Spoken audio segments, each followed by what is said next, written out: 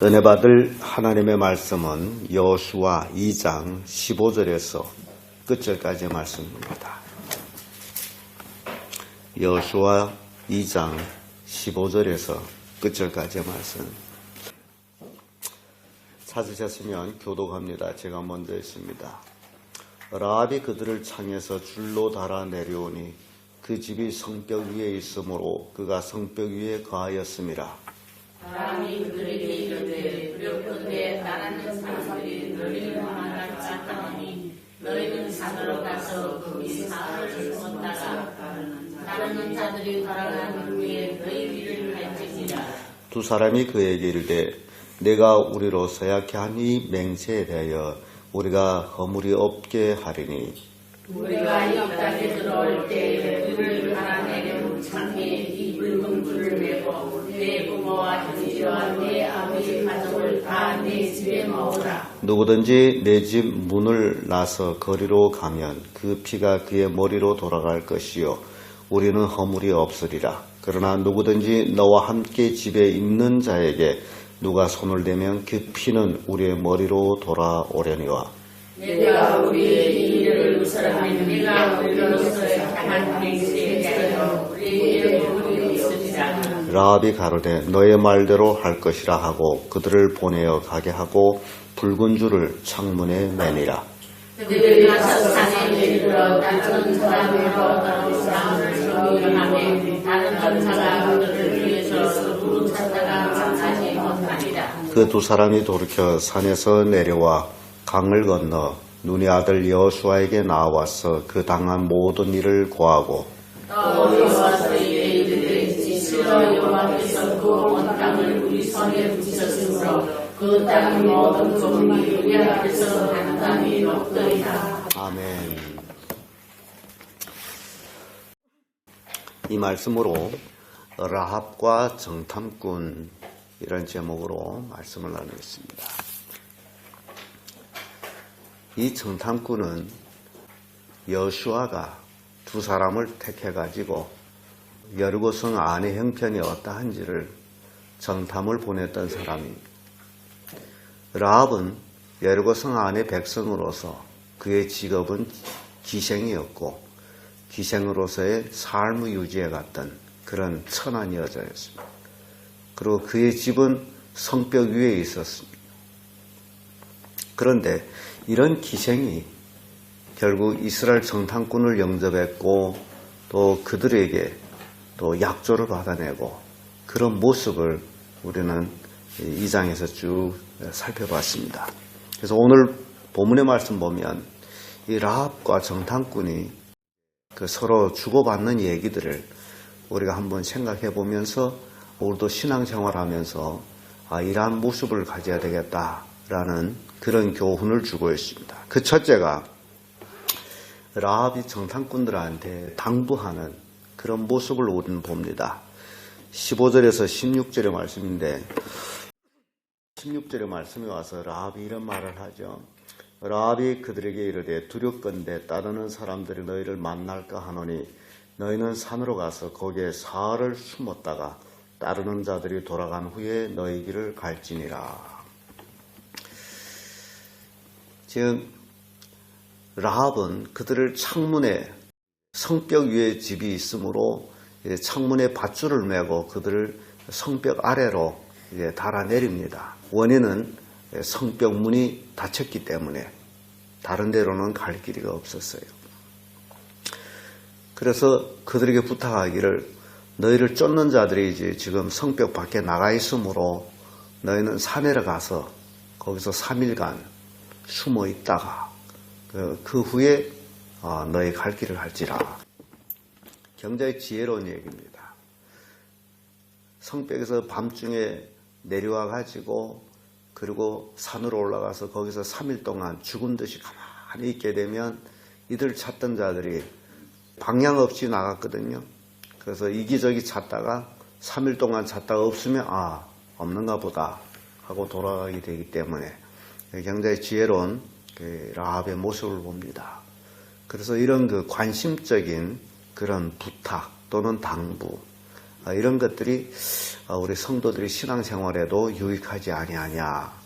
다른 사람에 대해서 그의 사정을 살피고 어떻게 조언도 주고 당부도 하고. 근데 중요한 것은 이 정탐꾼들이 비록 기생의 말이지만은 그대로 따라줬다라는 것이 굉장히 중요합니다.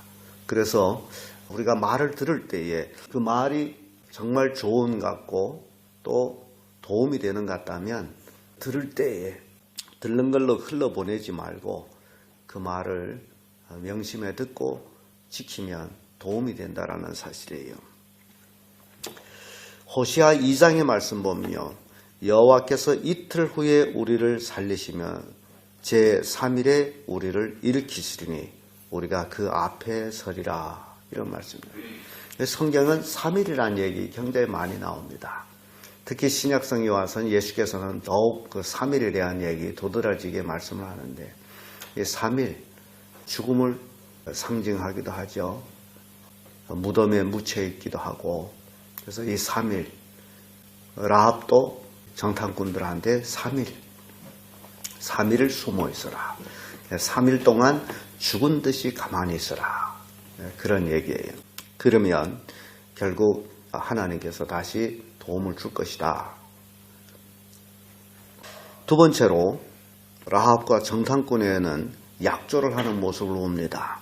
17절에서 21절까지의 말씀인데 이 정탐꾼들이 밧줄에 달아 내려가면서 그들이 라합한테 약조하는 그 약조가 우리가 약조했는데 서로와 그 약조를 지키기 위해서는 너는 이제 내 집 식구들을 내 친척들 내 가족들 모두 다 이 집에 불러들이고 창문에 붉은 줄을 매거라. 우리를 달아맨 내려온 이 창문에 붉은 줄을 매거라. 그런 약조를 합니다.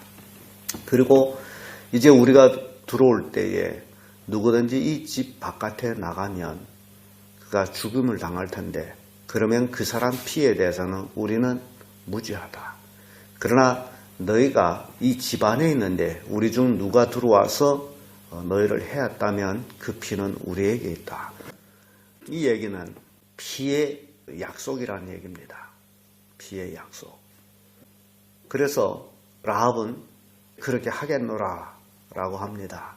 그리고 만약에 너희들이 비밀을 누설해가지고 너희들이 해를 받는 날cik에는 그 피는 너에게로 돌아갈 것이다. 그래서 21절에도 이런 말씀이 나와요. 라합이 가로되 너의 말대로 할 것이라. 이게 약조예요. 지금은 종에다가 글을 써가지고 합동서도 쓰고 그립니다마는 그때는 말로 하는 약조가 곧 발효됐어요. 말로 하는 약조 굉장히 중요한데 지금 사람들은 말로 하는 약조는 약조 아니라고 이제 생각합니다. 라합과 정탐꾼은 그게 문서적인 약조가 아니고 말로 한 약조. 그 말로 한 약조 배후에는 증인으로서는 하나님이 계세요. 그래서 하나님 앞에 선 사람은 그 약조를 지켜야 된다라는 거예요. 그래서 정탐꾼을 내려보낸 다음에 기생 라합은 그 창문에 빨간 줄을 매놓고 있습니다. 그리고 라합은 자기에 속한 모든 사람들을 자기 집으로 불러들입니다. 아마 집이 굉장히 컸나 봐요.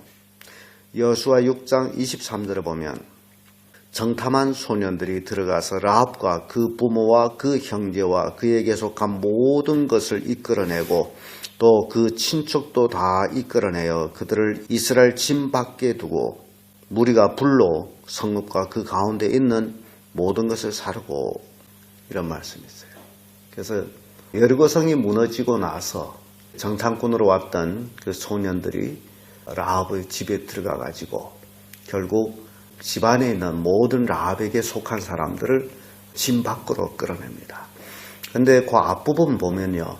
여호수아가 이 정탐했던 사람들한테 명을 합니다. 너희들이 약조한 그 집에 가서 그 가족들을 끌어내거라. 그 약조는 정탐꾼들이 한 약조지만 그 약조는 여호수아도 지키는 약조였다.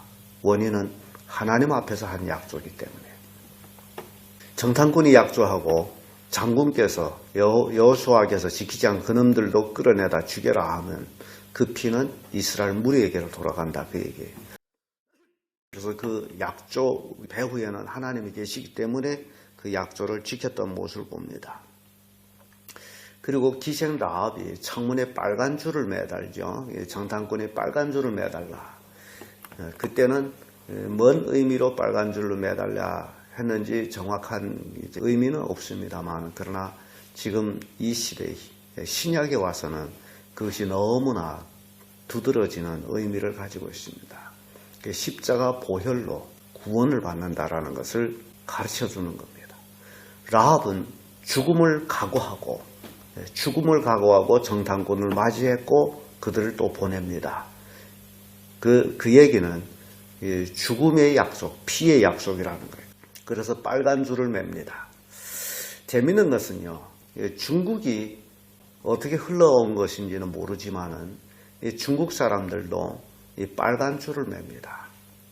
자동차를 새 차를 사도 4바퀴에 빨간 댕기를 매고 또 뒤 보는 거울에다 빨간 댕기 매고 집을 지을 때도 대들보 중에다 빨간 천을 붙이고 아무튼 이 빨간 줄을 중국 사람들이 굉장히 좋아합니다.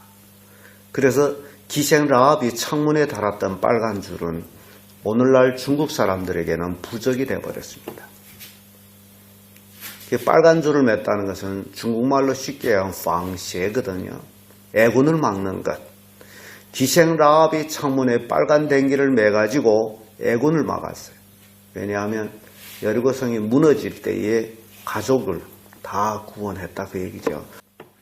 그런데 약조 없이 단지 빨간 댕기만 매가지고 그것이 애군을 매가나는 것은 아니다라는 건데, 이 종교성이라는 것은요, 그 속에 있는 의미는 모르고 거충의 행위를 따라가는 것이 종교성이에요. 중국 사람들은 그 속에 있는 약조는 모르고 거충에 달려있는 댕기만 생각함으로 인해서 중국 사람들은 그것이 부적이 돼가지고 그 빨간 줄을 여기저기 다 매놓고 있습니다. 성경에서 어떻게 중국 사람들한테 흘러 들어가는지는 모르지만은 그런 부적적인 행위를 지금 현재 중국 사람들은 하고 있다. 여러분들이 좀만 살펴보면 얼마든지 볼 수 있어요. 중국 사람 자동차에는 4바퀴에 다 빨간 줄이 매여 있습니다. 그리고 뒤로 보는 거울에도 양쪽에 빨간 줄을 매놓고 있습니다. 그리고 뒤에 가스 나가는 그 뒤에도 빨간 줄을 매놨어요. 그래서 차 보면 사방에 다 빨간 줄이에요. 그런 걸 보면서 이 중국 사람들이 이렇게 불안해서 어떻게 사냐. 차라는 것은 사고 치기는 것이 너무나 쉽기 때문에 그 불안해서 그런 빨간 줄을 매놓고 있다. 그게 부적이라는 겁니다. 그런데 그것을 기생 라합한테서 배워온 것이다. 마태복음 1장 5절을 보면 살몬은 라합에서 보아스를 낳고 보아스는 룻에서 오벳을 낳고 오벳은 이새를 낳고 이새는 다윗을 낳느니라. 이런 말씀입니다. 이 라합, 기생 라합이 마태복음 1장 예수 그리스도의 족보에 오른 여자 중에 하나입니다. 기생으로서 굉장히 천한 여자인데 결국 그는 정탐꾼을 맞이하고 정탐꾼을 편안히 보낸 그 대가로 그리스도의 족보에 오릅니다. 대단한 여인이 됐죠. 그래서 살몬이라는 사람이 누군지는 정확히 나오지 않습니다만은 그 정탐꾼 중 한 사람이다 라고 보기도 합니다. 결국 두 사람이 결혼했고 그리고 라합은 보아스라는 아들을 낳았습니다. 보아스를 여러분 룻기서에서 나오는 그 부자 보아스를 얘기하고 있어요. 그래서 그 보아스는 또 룻이라는 여자와 결혼해가지고 룻은 오벳을 낳고 또 그 오벳은 이새를 낳았는데 이새가 다윗이 아버지예요. 그리고 이새는 다윗을 낳고 이스라엘 백성들이 가장 존경하는 왕, 다윗 왕입니다. 그래서 참 천한 여자가 이렇게 그리스도의 족보에 오르고 아주 그 배후에 다윗 왕의 시조무가 되는 그런 모습을 우리가 이제 보게 됩니다.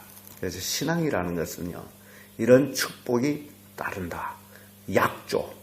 이 약조라는 것이 이렇게 중요하구나 라는 것을 또한 우리에게 교훈을 줍니다. 라합과 정탐꾼의 서로의 약조, 이 약조가 결국 이런 축복으로 이어지는 것. 약조가 그 당시에는 손해되는 것 같지만은 그러나 그 후에 그것은 복으로 이어지는 것을 우리가 볼 수 있습니다. 그래서 여러분들은 그 약속한 것을, 약조한 것을 생명처럼 지키는 그런 성도들이 되어야 된다라는 교훈을 주고 있습니다. 끝으로 이제 라합과 정탐꾼, 보고하는 정탐꾼입니다. 22절에서 24절의 말씀인데, 여기 23절, 24절의 말씀 보면요, 그 두 사람이 돌이켜 산에서 내려와 강을 건너 눈의 아들 여호수아에게 나와서 그 당한 모든 일을 고하고, 이런 말씀이 나오죠. 근데 22절에 중요한 것은요, 그들이 가서 산에 이르러 따르는 자가 돌아가도록 사흘 거기에 유함에 다른 자가 그들을 길에서 두루 찾다가 만나지 못하니라. 이 정탐꾼은 라합이 말한 대로 그대로 했다라는 사실입니다. 그래서 이 정탐꾼은 라합에게 너는 비밀을 누설하지 말라. 왜냐하면 네 말한 대로 우리가 하기 때문에. 그 얘기예요.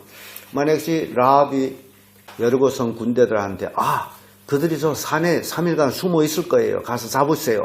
그러면 아무리 밧줄에 성벽으로 달아내렸다 할지라도 그들은 잡히게 돼 있어요. 그런데 라합은 그 약속을 지킵니다. 비밀을 지킵니다.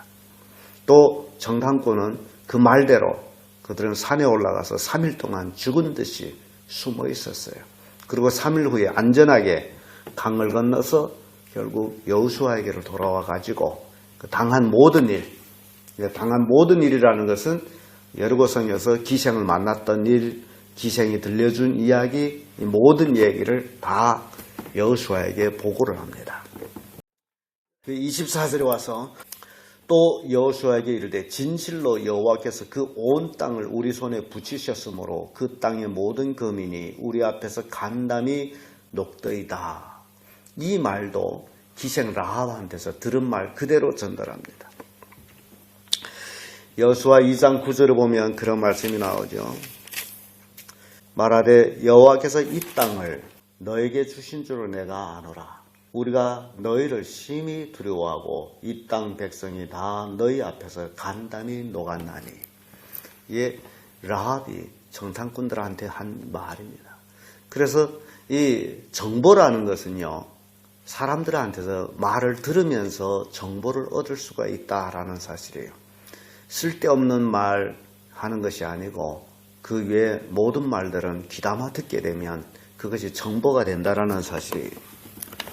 그래서 이 정탐꾼들이 여호수아의 한테 가서 보고한 내용도 바로 기생 라합한테서 들은 얘기 그대로 합니다. 그 사사기의 7장 14절에서 15절의 말씀 보면요, 기드온이라는 사사가 나옵니다.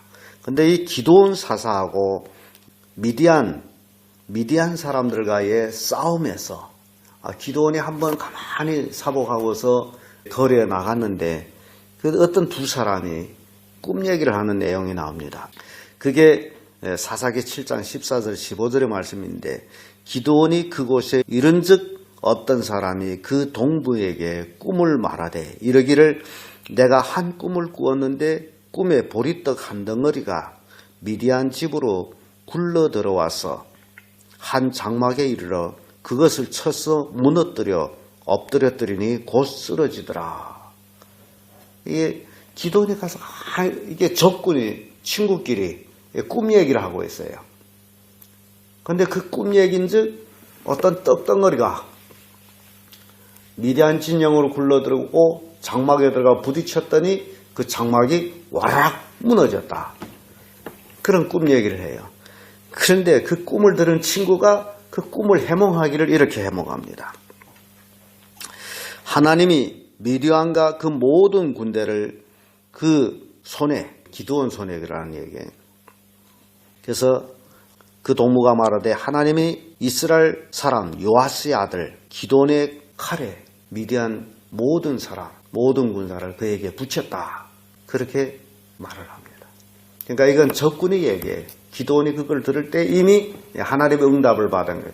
적군이 서로 친구끼리 그런 꿈 얘기를 통해 가지고 결국 하나님께서 나를 도와주시는구나.